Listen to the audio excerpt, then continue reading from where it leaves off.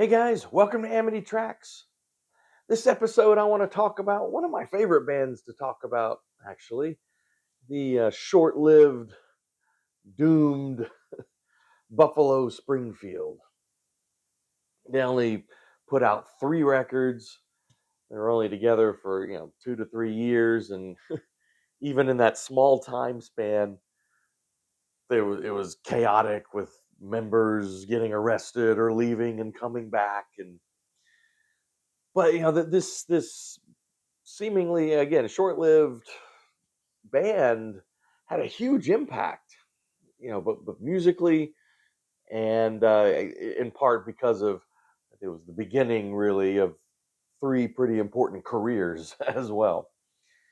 So let's talk about it. The 3 great artists, I think, emerged from the Buffalo Springfield.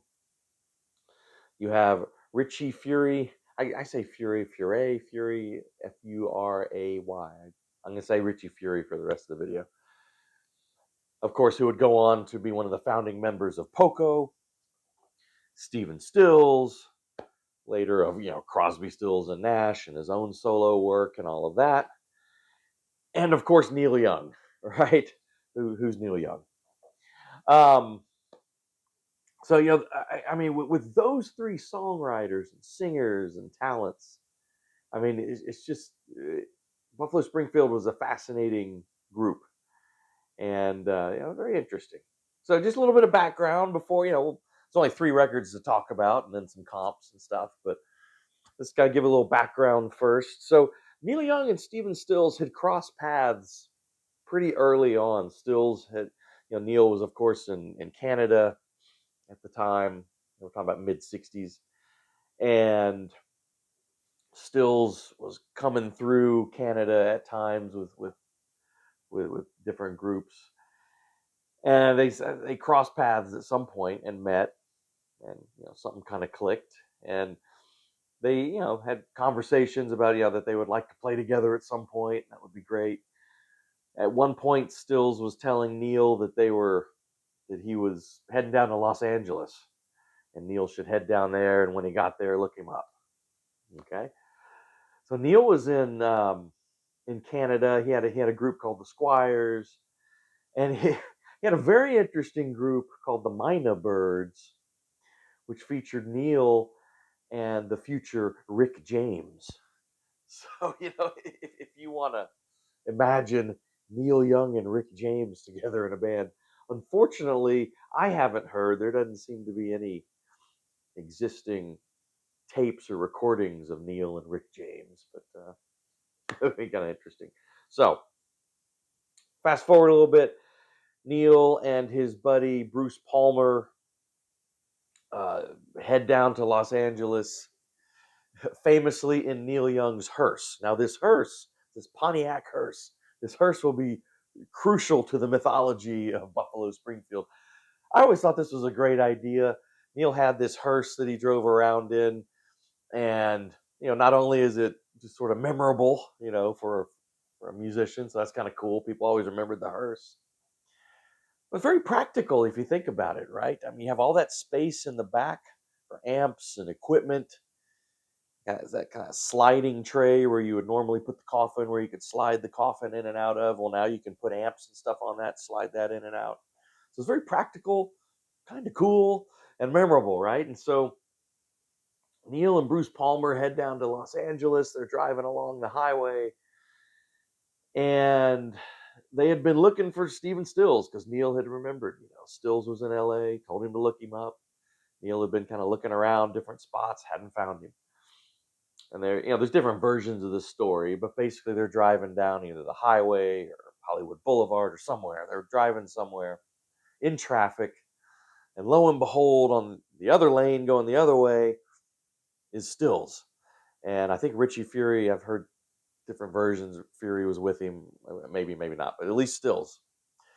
And Stills recognized that hearse. It's like, that's Neil. So he did a U-turn, caught up with him. They got out and talked, and it's the beginnings of Buffalo Springfield. So you've got Neil Young on vocals and guitar.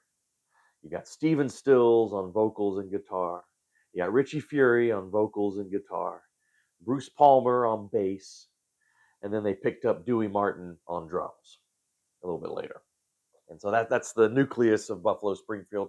It'll pretty much stay that personnel, except for down the road a bit.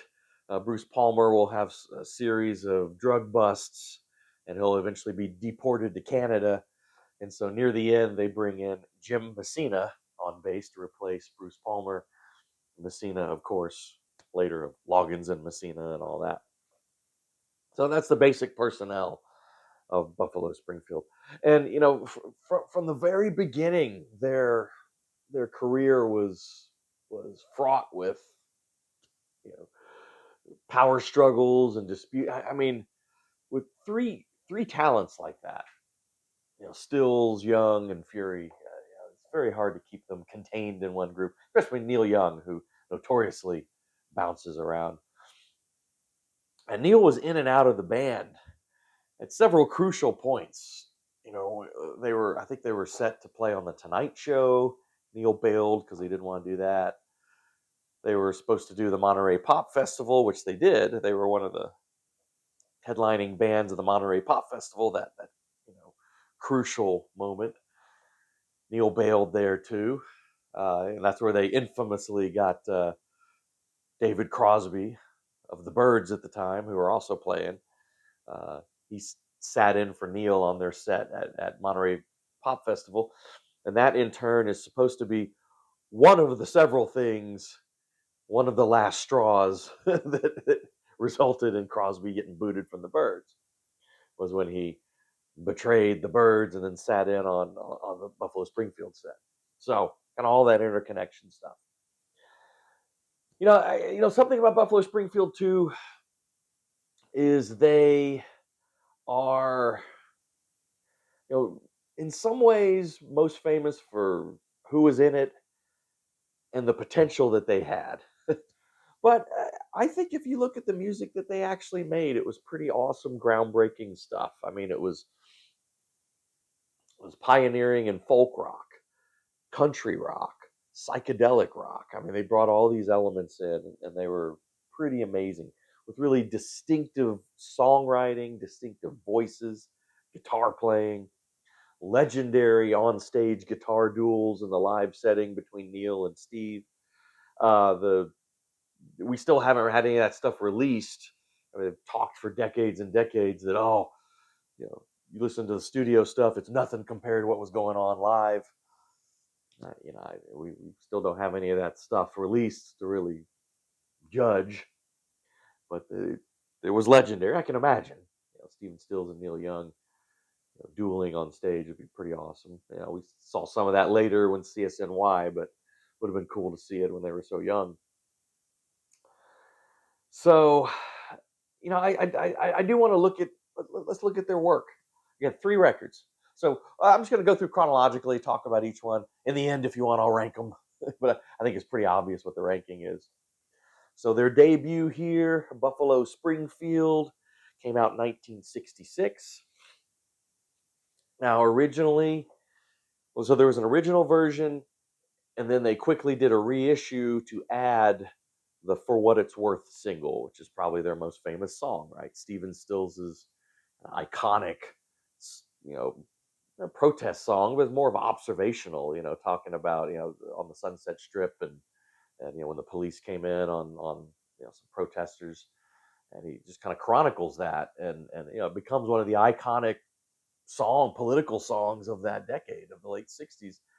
And those ringing, I don't think they're harmonics being done. I think they're just actually, I don't know. I've never looked into it, of what Neil Young's doing on the guitar, but those ringing, almost like sirens or something. But just beautiful, beautiful song, great song. But whichever version you have, and the version I have is the reissue with For What It's Worth. I think that's a better one. Again, just sort of pioneering folk rock, country rock. Not so much psychedelic rock on here, but mainly filled with just fantastic songwriting. Stills gives us, of course, For What It's Worth, Go and Say Goodbye, kind of this country rock pioneering song. Sit Down, I Think I Love You, another great one. Uh, what else? Everybody's Wrong, Hot Dusty Roads. These are all the Stills songs. Leave and Pay the Price. Bringing a lot of country elements in there. And then Neil Young's songwriting here is also awesome already. Nowadays, Clancy Can't Even Sing. Always love that song. What else? Let's see. Neil Young, Flying on the Ground is Wrong. Burned. Great song, Burned. Do I Have to Come Right Out and Say It? Out of My Mind, which is a beautiful song. I mean, just great, great songs. Now, what's interesting here, Neil Young is still pretty kind of self-conscious about his vocals. And so at this point, I think the majority of Neil's songs are sung by Richie Fury. So that's kind of interesting here. Neil will kind of step up and start singing a little bit more on his own. Um, all right. Although he does sing a few of them on there. It's their second album that I think is their masterpiece and acknowledged by most. That's Buffalo Springfield Again. Or some people just call it Again. But I think the official title is Buffalo Springfield Again. 1967. Yeah, and if you go way, way back to my 67 ranking video, very beginning of this channel, I have this ranked pretty high that year. I think it's a brilliant album. I think there are 1, 2, 3, 4, 5. Yeah, 5 out of the 10 songs are some of the greatest songs of the 60s. Neil Young's Mr. Soul, great rocker, great riff. Neil still pulls that out sometimes. Kind of Satisfaction-esque riff, you know. Expecting to Fly, one of Neil Young's most gorgeous songs with that orchestral arrangement, you know, by Jack Nietzsche. Sorry, drew a blank there. Rock and Roll Woman by Stephen Stills, which has some of the great, almost it's Birds-like. I mean, with those harmonies and that ringing guitar, it's just awesome. Broken Arrow, Neil Young's really interesting kind of psychedelic, you know, with all these different musical elements pieced together. It's pretty awesome. And then for me, Bluebird. To me, I think Stephen Stills' finest work of his entire career. Oh my God. Listen, that acoustic guitar solo from Stills near the end is one of the greatest guitar solos in my book ever. I mean, that Bluebird is just such an incredible song. And then the other 5 songs are good, but you know, those 5 classics. So yeah, this I think is the great one. So the final record, and it really is the final record, right? All straight down to the title, Last Time Around, right, from 1968, I believe. Yeah, 68. They had already broken up by this point. This was sort of pieced together after the fact. And even talking about Neil Young never quite fitting in with the group concept. You know, he's had that trouble for his whole career. Always likes to go his own way. But even here on the album cover, you got the other 4 guys kind of in unison facing one way, and Neil's already looking somewhere else, right? But this is great too. It's got 2 great Neil Young. To me, two of his really great compositions. On the Way Home, which is sung by Richie Fury here, but Neil would sing that a lot in his solo career, became a standard for him. And I Am a Child, which Neil does sing on here, and I think that is some of his most outstanding lyrics. But Neil's pretty much out of there by then. Those 2 amazing songs, but the rest is mostly Fury and Stills. Richie Fury's Kind Woman. It's a beautiful country ballad, just like a blueprint for what he's going to be doing real soon in Poco. And then Stills, some good stuff on here. Questions, which is, you might recognize later. He tweaks a little bit and adds to Carry On, the CSNY song off of Deja Vu. Was Questions. 4 Days Gone is kind of a lasting one for Stills too. So I mean, there's good stuff on here. There's good stuff. All right, well, since we do like to rank things here, if we are ranking things here, real quick on those 3, I'd go Last Time Around in the 3 spot. the debut. Kick the camera there. The debut here in the 2 spot, and unquestionably Buffalo Springfield again as the number 1. If you want to quickly rank those 3 records. All right, real quick. But this is actually really important. Let's talk about compilations. And this is significant. I've got 2. Now, I know there was a box set on CD, like all their records re-released in mono and stereo, except for last time around, which was just in stereo.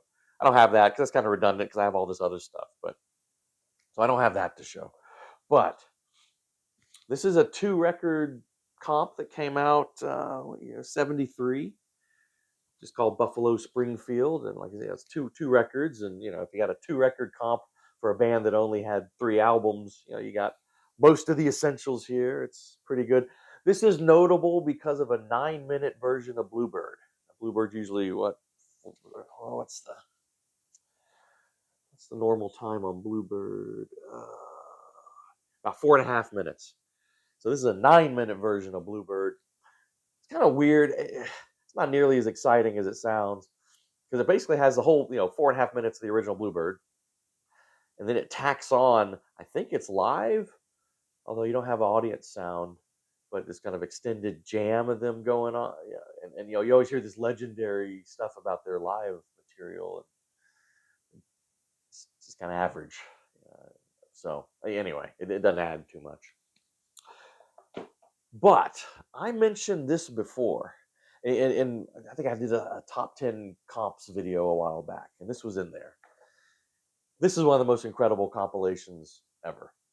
If we're going to play the Desert Island game and I can pick 25 records I can take to a desert island and only listen to those for the rest of my life, I would take this comp as one of those 25. And that's, of course, the retrospective. Buffalo Springfield retrospective, 69. So this was released right after they ended, right after they broke up. 12 tracks, all 12 tracks killer. Now, so is it missing some great songs? Yeah. But, like if you were given, you can only pick these 12 songs, these would probably be the 12 songs I'd pick. I mean, it's that well chosen. I don't know. The only one I really miss is Questions. I wish Questions had been on there. But other than that, I mean, for what it's worth, Mr. Soul, Sit Down, I Think I Love You, Kind Woman, Bluebird, On the Way Home, Then Nowadays Clancy Can't Even Sing, Broken Arrow, Rock and Roll Woman, I Am a Child, Go and Say Goodbye, Expecting to Fly. I mean, this is amazing. And most importantly for me, I told you there are like 5 classic songs on their second record. Those are the 5 that they like. Those 5 they get all right on here. So I don't know, man. I love Buffalo Springfield. I want everything they put out. But even if I somehow someone came in and stole all my records but left this, I'd still be okay for my Buffalo Springfield fix. This is that good. This is that good.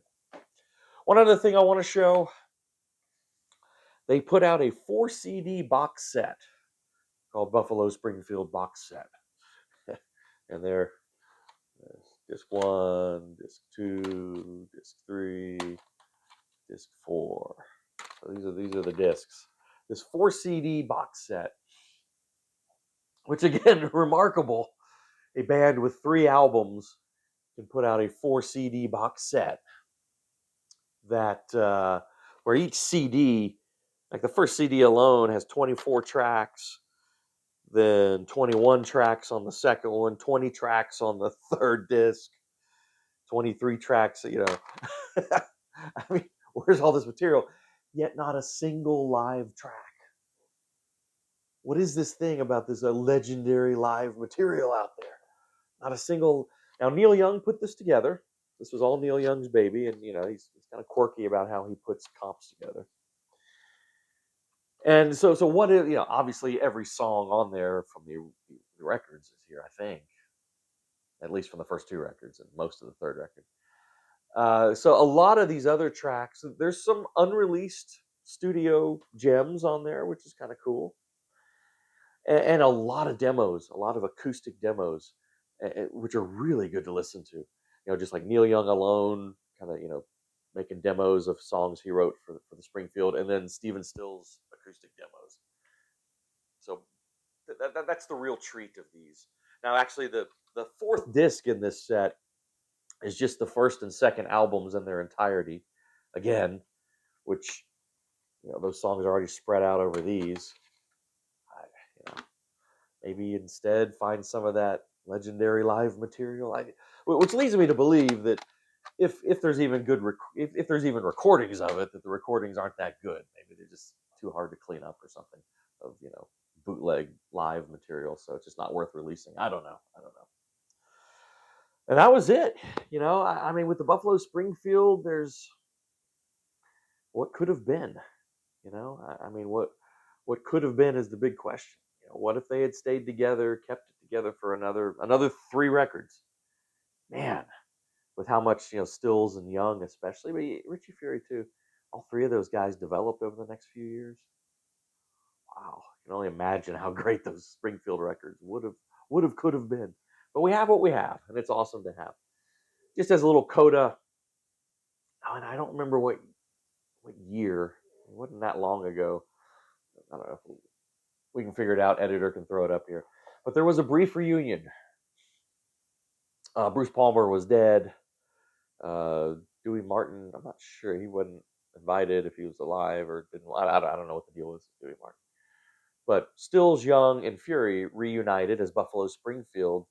And they, I don't know, did 5-6 shows, which you read the reviews and they're all ecstatic.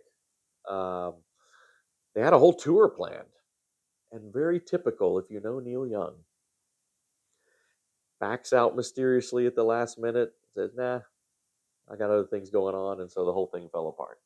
So, that was the reunion of Buffalo Springfield. I would have, I don't know, those several shows that they recorded or that they played, I've heard are great. I don't know why they wouldn't at least maybe put out a live album. Maybe they hadn't. Maybe they were planning on recording it later in the tour, and they assumed they had more time or something, so they didn't record these early shows. I don't know what the deal is. I would have liked to have had a live album from that reunion tour, or mini tour it turned out to be. Well, anyway, there you go, Buffalo Springfield. Well, I hope you guys enjoyed that. They're a fun band to talk about, and please do subscribe to the channel if you haven't already. We appreciate those of you who have. Hit the bell for notifications, like the videos, all that great stuff. And we'll see you next time on Amity Tracks.